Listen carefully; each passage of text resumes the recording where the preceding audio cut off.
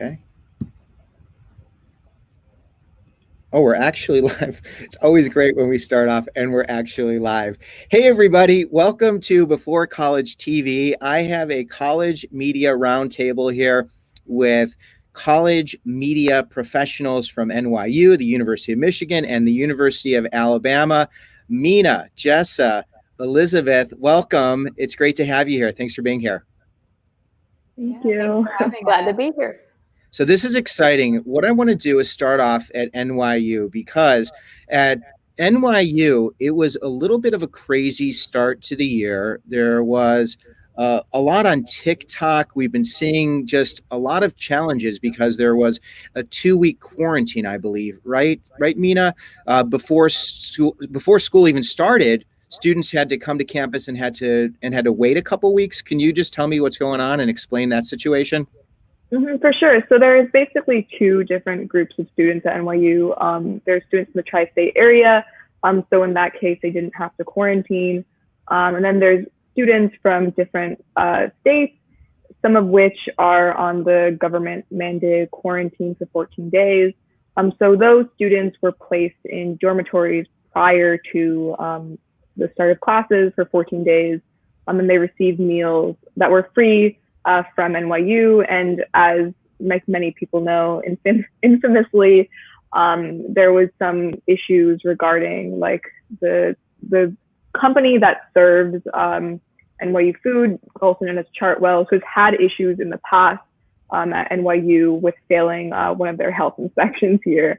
So yeah, it's kind of just a lot of these underlying issues that were already at the university that are now coming to light in a much more obvious way due to COVID. So when students were on campus, they got there and it was 2 weeks before classes even started. So that's a really unusual situation to begin with, right? Yeah, for sure. But I mean, I also think that NYU is to some extent taking really important steps as compared to a lot of I think Southern universities.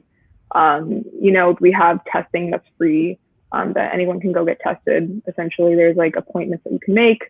Again, the 14-day mandated quarantine, which they were pretty strict about.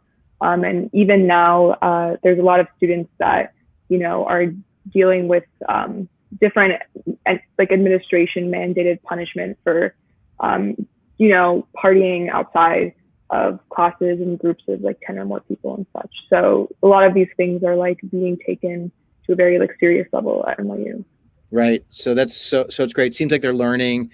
And it's nice that you feel like the administration's been responsive and they've been on top of this. I want to also, as we get a little deeper into this, talk about just the safety issue, given what's been going on in New York and students being in the city. And I know you recently, I believe, wrote a story about that as well. Jessa, It's wonderful to have you here. Now, you are coming to us from the University of Alabama, which I understand has really, it seems that you're at the epicenter of it all. Would you agree? Basically, I've heard some people describe it as a mess, and I'm like, well, that's just kind of putting it nicely. It seems like day by day, things are getting more and more complicated than we thought they would be. I know that some students have dropped out because they're saying, I didn't expect my semester to go like this. I didn't expect the cases to get to where they have so quickly. So it's unbelievable the way that we are right now. Yeah. So explain to me, I want to know what's going on because I read an article that it was, where was this one?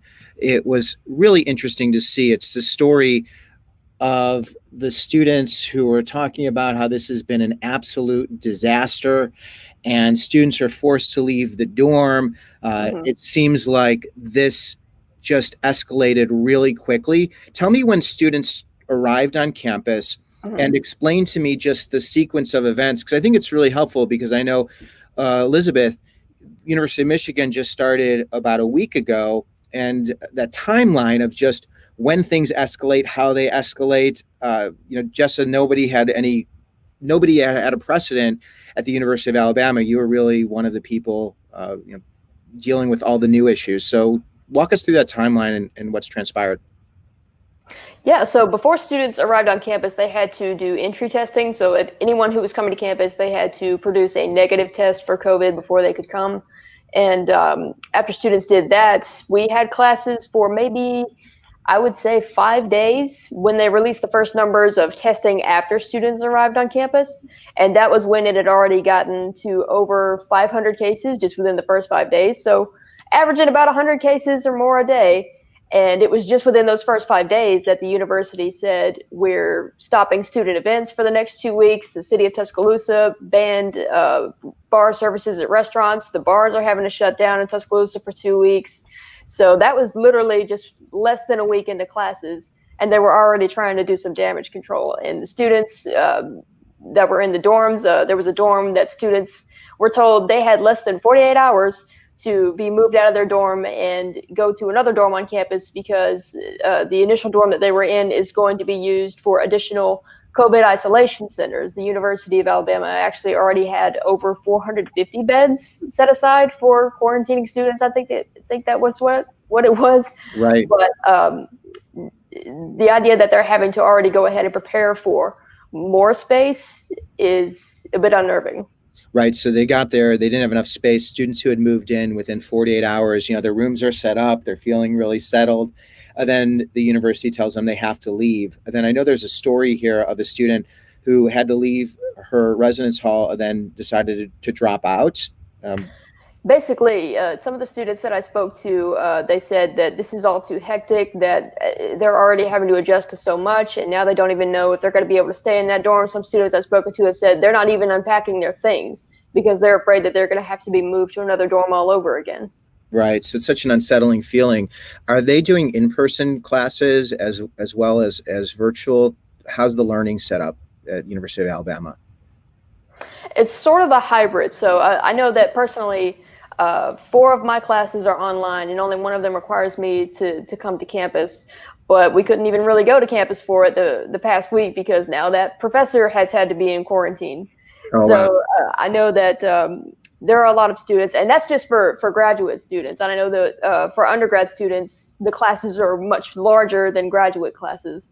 So I know that a lot of those are having to be in person, and Right. the university so far has been very adamant in saying there's no evidence in in-person classes being the reason that students are getting sick. They're saying that they're cracking down on out-of-class activities from students. They're saying that's their primary focus, and that's primarily where students are getting sick. So that's the university's position right now.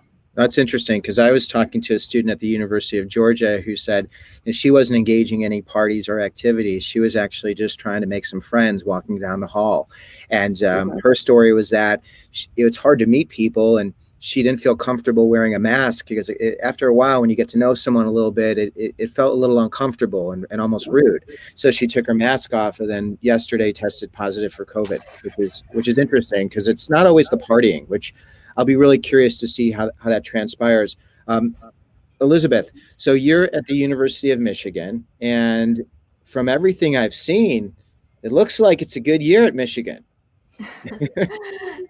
Yeah, not exactly. I mean, we started on Monday, and we had our like welcome week the week before, where students start moving in. In a normal year, there's a lot of partying, so we've reported on seeing some off-campus partying, but we certainly have not seen a positive spike, COVID positive spike yet. I think we might have to wait a little bit longer. There is there's a lot of tension between the administration and between the faculty, especially. The faculty was actually planning a no confidence vote in the administration. That's scheduled for pretty soon, and there's been some drama with that. There's been a lot of challenging of the administration on the testing plan, because all of these students who are living on campus were tested prior to coming, but no one off campus was required to be tested, and we're not doing like universal testing as such. The university is doing a surveillance testing where you opt in and might get selected to randomly be tested, and they're trying to do that for about 3,000 individuals. And for reference, our undergrad is around 29,000 ish. So there's a lot of tension, there's a lot of anticipation, but so far We haven't seen from the data that we're given through the university, we haven't seen as much of a mess yet. Yeah, I mean it is really interesting to see because I was, I want some drama, it's like we want to get some dirt here, but when going through the University of Michigan website, the Twitter feed, and even seeing, I didn't hear anything about fraternities and sororities being closed down. I know at Indiana University, which is a similar environment. They have about a week head start on you, maybe 2 week head start. They want to close down all the fraternities and sororities. There's one report of Acacia had over 87% of students testing positive in their fraternity. It's remarkable to see how in these living situations it just kind of just like blows through it. Has there been talk about that? Are you watching those stories? Is the administration being transparent? And this is, I'd love for Lizzy, for you to start with that. And I'm curious to hear how the administration's been reacting and working with college media. Yeah. I would say the administration has been with us, with the Michigan Daily specifically, has been pretty transparent with us in terms of like we're being allowed to parse their COVID data and post it on our website.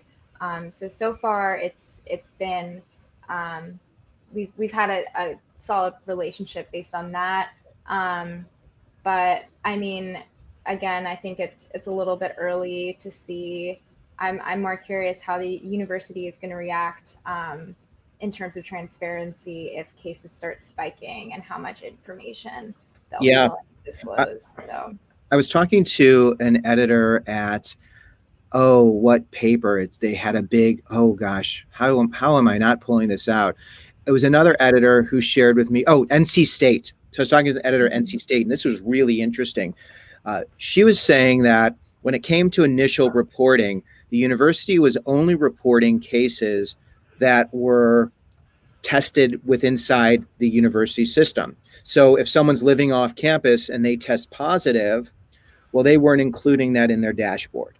And it was only after the journalists, college media, called them out on this that they made this shift. And that was actually one of her pieces of advice to other editors, is to make sure that the off-campus reporting is being included. Because I think that that's a really interesting situation.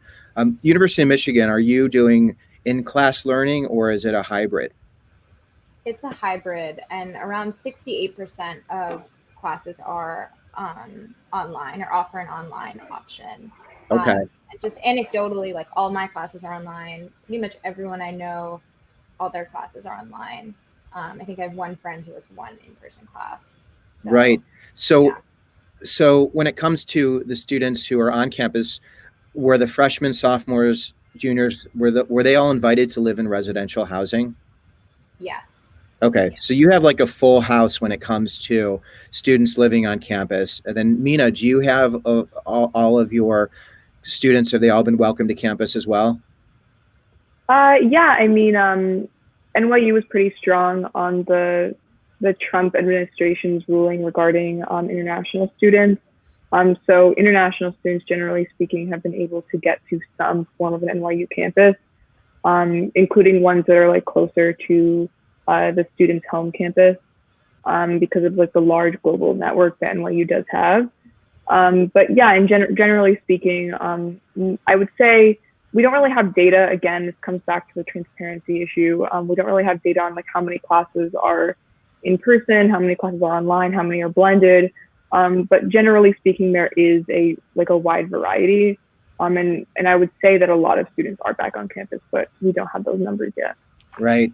When it comes to partying, that's becoming a really big issue of students snitching, sharing tips with you, sending videos, Snapchat, stories. So tell me, how are you dealing with this influx of information that people expect you to take action on? I mean, has that been something that's been happening? And explain to me what your protocol is.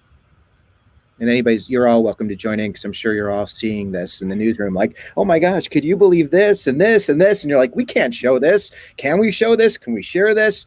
I would love to know more about that. Yeah, well, at Michigan, we actually we wrote up a protocol a couple weeks before school started, because we started running into this issue where a photo would go viral. Like we had this photo go viral of people playing beer pong or something outside a house, not wearing masks, and everyone was outraged. And then later, I mean, it was theoretically allowed because it was less in the county. Gatherings of under 25 or of 25 and under are allowed. So it was that was kind of an issue. And the way we've been handling it is it's definitely newsworthy. So we're gonna cover these issues as they arise, but we're very much concerned about privacy, about putting students in harm, about intoxication, not interviewing people who don't even, the ethics surrounding that. And, if making sure the photos we're taking, it's not clear the address of the house, because there have been some instances where people at certain houses have been harassed. And even if, it wasn't, if it wasn't even them in the picture, it was from a summer subletter or something like that. So that's something we're considering, we're kind of struggling with and figuring out. Yeah, that is really challenging to deal with, the ethical issues, the confusion. Students who may even say, "Please don't share this. I don't want people to know." Or have you had students who will say, "Please don't put that out there," in terms of privacy? That you've had that happen as well? Yeah, we have. But yeah, we had one instance of that, and it was a photo that was posted on our Instagram, but it was very far away. You couldn't see anyone who was there. It had already been posted. It wasn't clear, the address wasn't clear, and it was sort of a confusing situation. It wasn't clear who was messaging us. It was kind of an account that I didn't know if it was someone who was a resident. So, but yeah, we've dealt with that. So if somebody does see someone engaging in behavior that is high risk or will put other students in jeopardy, and they want to share that with you, what's the best way to share that? How should somebody alert college media, and what should their expectations be? Jessa, do you want to address that? Sure. So I know that we make all of our social media available. We attach our Twitter handles and things like that to all of our stories. We're really available for any kind of tip that would be shareable. I know that we work with people. Sometimes we've gotten messages from people saying, "I am scared that I could be in trouble for this. I don't want people to be mad at me. Is there something we can work out?" We've had some situations where we've had to work out anonymity for some people, just because they fear some sort of retribution, either from their friends or from their place of work or from the university. So I would just say that if you have some sort of tip, put it out there, make sure that we're able to get hold of it. And hopefully, newsrooms are typically understanding of an individual's circumstances. And it's a frightening time for everybody. So just offering that bit of confidence and knowing that we're not just going to publish everything that gets sent to us and then just forget any sort of request of I worry about consequences or things like that. At least from our newsroom, we've been able to offer some sort of comfort in that area. Yeah, I know at Cornell, there was a situation where there was a TikToker who was harassed because of sharing, just what she was doing or not doing in terms of harassment. I mean, are you seeing that? Are people getting really angry? How are they interacting when it comes to the students who are, pushing boundaries or putting themselves in dangerous situations? Is there a mob mentality, or how's that working out?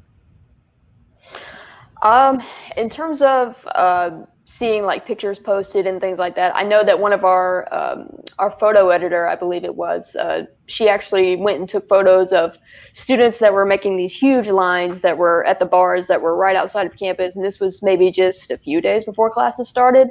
I know that those went viral, got a lot of attention, and there were a lot of people that were upset, and they were saying the bars are open, they're there for business. Why are you trying to ruin people's future? So there was a lot of flack that she got for that. But we all discussed it, and we said she didn't do anything wrong. I mean, all she did was report on the truth. And I mean, if you're being responsible, then there's nothing to report on. That's the way that I look at it. If somebody's kicking up, if somebody's getting upset, then maybe you're doing the right thing. Yeah. So if you're in a situation where you're exposed, that's an issue. But Elizabeth, what you were talking about, which is so interesting, and Mina, I know being in New York City, there's just so many people that it's so hard to contain that. But the rules being, I think you said if you have a gathering of under 25 and you are in this particular space, so here you have a bunch of students who are following the law, who are respecting what's happening, but then other people are taking pictures, sharing that, and that gets to be a little tricky. I mean, that gets to be really tricky as an editor-in-chief. Elizabeth, how are you able to navigate this path and make these decisions that no editors had to make before? Yeah, I think again, like we're weighing what's newsworthy, what is important for people to know. If there are a bunch of off-campus gatherings, we haven't had a situation yet where we've been like counting how many people are outside. Yeah. I think in general, just not based on the law, like people think, it's not like coronavirus will just decide to go away if it's a gathering of 26 versus 25. It's still not a great idea to have like a party with 25 people. And there was actually some drama with that because the university's Twitter account tweeted out a Drake meme that was like 25 and under, like that's okay. 26, like that's not okay. And everyone was like, so you're encouraging people to have a party of 25 people? What's going on? Right. Yeah, so that's a whole other thing, but it's tricky. Yeah. Mina, how are they able to control what students do when you're in a city like New York in the middle of it all? Do students have to sign a pledge? Are they following up on this? What's been happening in terms of restricting movements or holding students accountable? Yeah, well, I think a lot of the way that NYU decides like what the rules are essentially is based off of New York State law and New York City law in general. So anything Cuomo says goes, essentially. But in all honesty, the university hasn't been particularly transparent about what the numbers are for group gatherings in New York State. You shouldn't be with more than 10 people in a gathering, generally speaking. But the university has also had instances of, punishing students that were in groups of maybe 5 or 6. These are not confirmed necessarily, as we're like in the process of currently writing this article. Right. But in general, these sort of, because the way that NYU works and how it's just so integrated into the city, it's very difficult to like make those sort of judgment calls. So a lot of it is just coming from students themselves who report it to the COVID compliance department that we have here. Yeah. So I want to talk sports because there's some games coming up. There's a lot of controversy. University of Michigan, I know Jim Harbaugh has been really vocal about not liking what's been happening. Ohio State's been another one of those places where it's been really controversial. But then there's also this article I wanted to share. I don't know if you've been following this story, but it's really interesting to put this.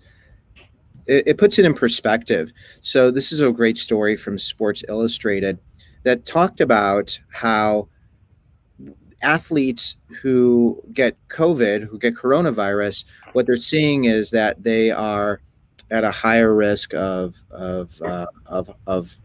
heart issues. Where is it? I wanted to share with you here. I always say it wrong. I practice. Myocarditis. I don't know if you know myocarditis. So what they're seeing is athletes have an inflammation of the heart that impacts their athletic performance. And this is an article from August 9th. But what we're seeing is more cases of myocarditis showing up in college athletics with these athletes. How do you all feel about how your school has been handling athletics, and has that been a real big hot issue? And maybe Elizabeth, you can start off. Yeah. Well, I mean, obviously the season's canceled. We actually, the recreational gyms were just opened. Um, that was yesterday, I believe. And I mean, I think, I think the athletes I know are getting tested fairly frequently because practices are still happening. Um, but um, I would say, it's for the most part that it's just a weird, it's just people, it's a weird feeling to not have football right now. Just usually it would be on everyone's mind, and like I think it either last weekend or maybe it was this weekend was supposed to be the first home game, and it's such a huge cultural part of Michigan. So that's just been strange. Um, but yeah, I mean, I think there Harbaugh obviously and some local athletes are still kind of roaring, trying to saying that it was the wrong decision to cancel the season. So Yeah, and I think that the medical part, I don't hear people talking about that part as well. But I mean, I have mixed feelings, and I know it's a huge part of life. And I know being in the South, in Alabama, I mean, it's football, right? Like that's just it's a religion, and the religion's not stopping. So tell me what's going to be happening in terms of the mass gatherings and all of the activities around the upcoming season.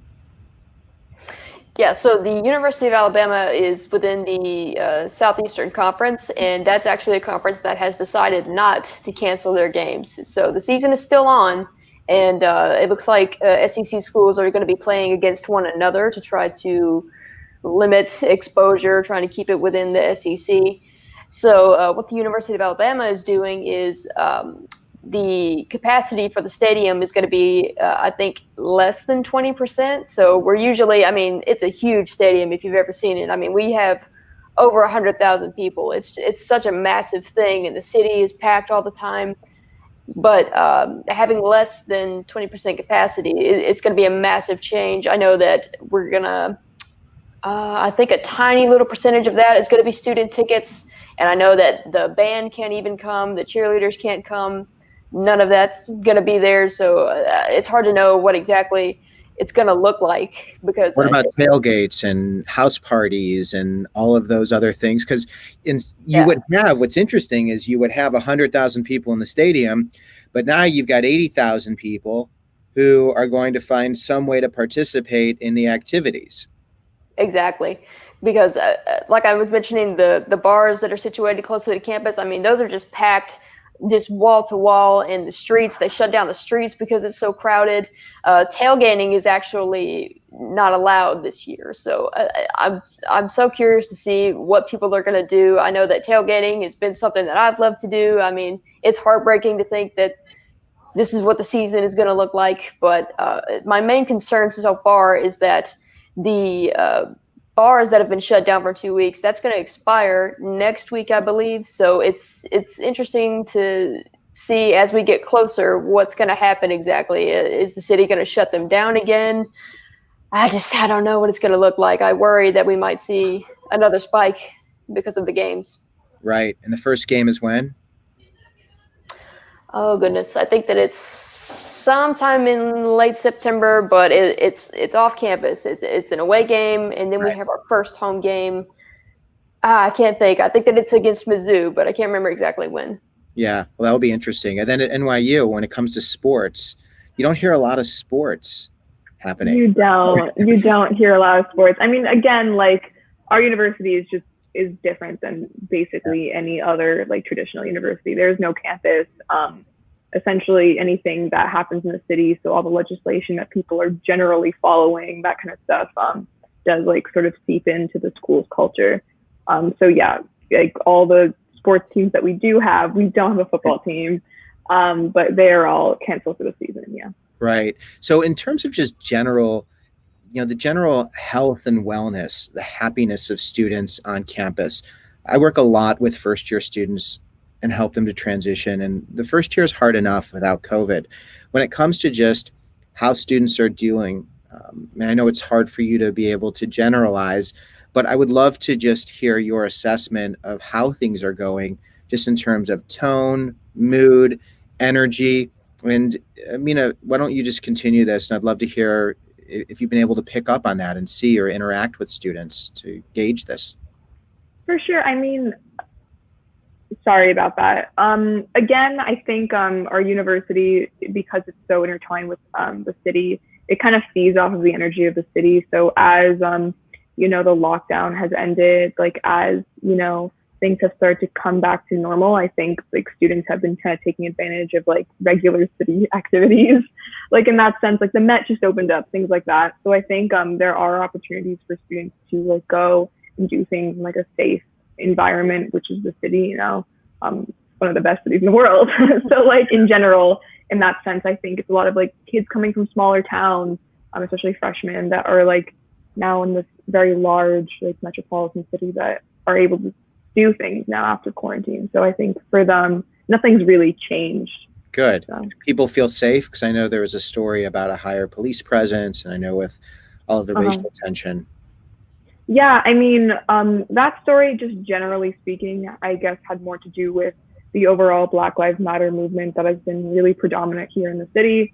And a lot of students of color on our campus have been sort of concerned with the increase in police presence on our campus, like the delining the sidewalks of our libraries, of our like Baker, you know, institutions, and NYU hasn't really given a very clear, transparent understanding of what the partnership between NYU and the NYPD is. And so a lot of our students are, you know, affected by that. And so that was, you know, the general story. Yeah, there's so many different storylines. And I'm just, as you mentioned that, I'm like, oh, I wish we had time to dig deeper into that, because, right. you know, COVID takes care of most of the headlines. I think just in a national perspective, people are curious about that. But then being in such an urban city, dealing with all of these issues, there are lots of variables. Jessa, when it comes to just the general feel of campus and the tone, have you been able to pick up on that? I would say so. So from what I've experienced and what I've seen on campus and who I've been able to speak to, it seems to me like you could have an even 50-50 split of, there are some students who say they're not worried at all. And they say, oh, if I get it, you know, I probably won't have any symptoms and I'll be okay. Not really talking about, well, you could potentially give it to someone else who may not have it as easy a time with it. But some other students, they're kind of a bit more in the camp that I'm in, where, you know, as the cases continue to go up every day, I'm, you know, more and more anxious, trying to figure out how long is this spike going to keep on going? Is this what the whole semester is going to look like? It's hard to know, but it's almost an even mix of students who are more anxious by the day and some students who feel like they just came for the college experience and they're going to get it and things are going back to normal in their minds. So there's no way they're sending people home. The administration hasn't said, you know, if we get to a certain level, we're going to have to close down the residence halls. You haven't heard that?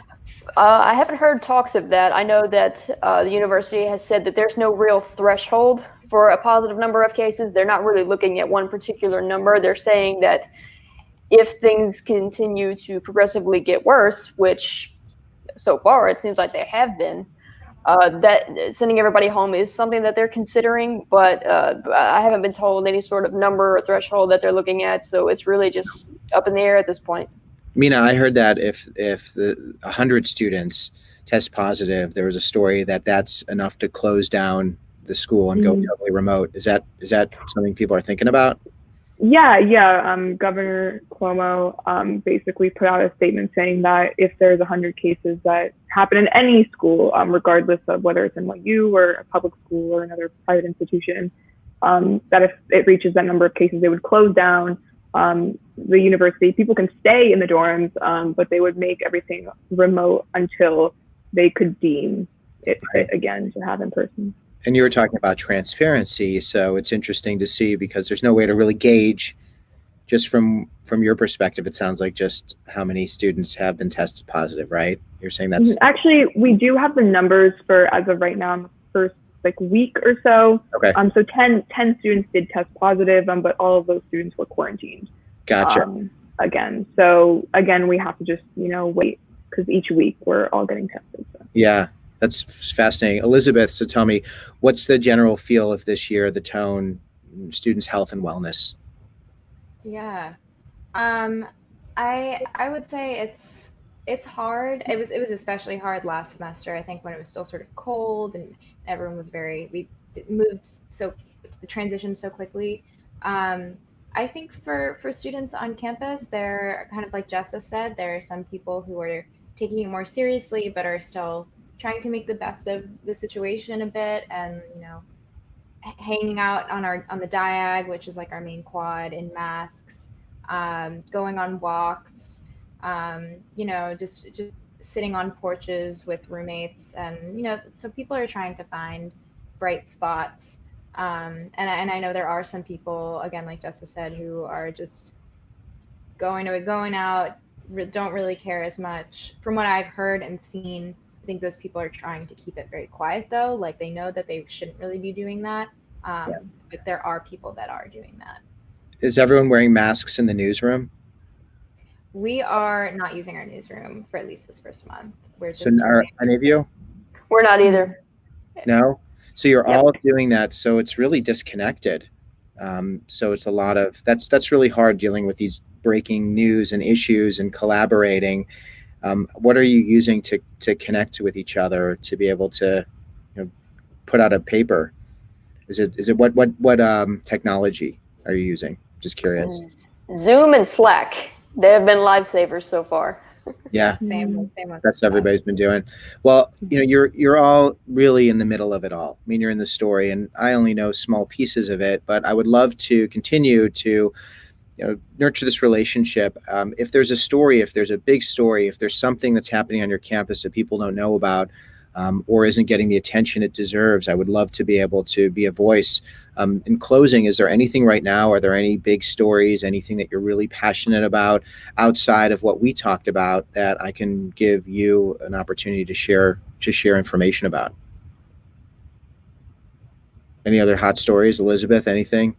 Jessa? I feel like I've mentioned the hottest stories, like our faculty planning a vote no confidence in the administration, and they have kind of been informed by the university's lawyers that since in the bylaws the faculty senate can't meet remotely, all of the meetings are unofficial. So that was sort of an interesting twist, where it was like, so it'll be an unofficial vote of no confidence.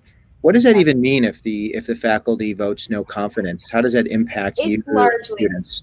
It's symbolic mostly. I think, it's mostly the gesture of the faculty votes, like the body representing the entirety of the faculty has no confidence in the university's ability to lead. So that, it would just be, on a symbolic level, like, kind of a big deal. Yeah, that doesn't feel good to know that your faculty has no confidence in their ability. So that would, I'm sure, be unprecedented, especially at an institution like University of Michigan. Is there anything else anybody wants to mention, or do you feel like we covered it all? I guess, like, while all of this is like really important, and like COVID is something that's going to be changing the course of like every university, I think it's also like really important, just generally speaking, to mention the students that will be hurt most by the choices that the universities make. That's first generation students, students of color, students from low income backgrounds. These are the students that have to, be the ones that are fed by NYU. So when NYU messes up in certain aspects of its like delivery of food, there's certain people that are going to have to take the brunt of that, as opposed to more well-off students who can live off campus, and students who don't have to be in dorms and who are not on scholarship.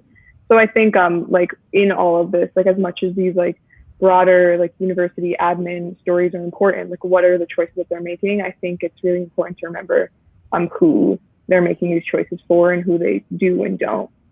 I think that's the part that's so heartbreaking, is the students who rely on the administration and the housing and all of those pieces that you just mentioned. I work a lot with those populations, and not being able to live on campus, or at the last second. I was talking to students who, a week before they were supposed to move on campus, were told they couldn't live in the residence halls, but couldn't afford to get housing off campus, and were now living in a home situation that was less than favorable when it comes to education and learning. So when it comes to those stories and those students, I would really love to hear more. And just send me a note, shoot me an email, tweet me, whatever. I think what you all do is so important, and you really are in the middle of it all. And I just have so much respect for the work you do, and how you have an independent voice. And I'm just grateful to have the chance to be here. So Mina, Jessa, Elizabeth, thank you all for being here, and I hope we'll have the opportunity to visit again. Thank you, everybody, for watching. I'm grateful to be here, and I look forward to being in your corner and continuing the conversation. Thanks, everybody. Thank you. Thank you. Thank you. Okay.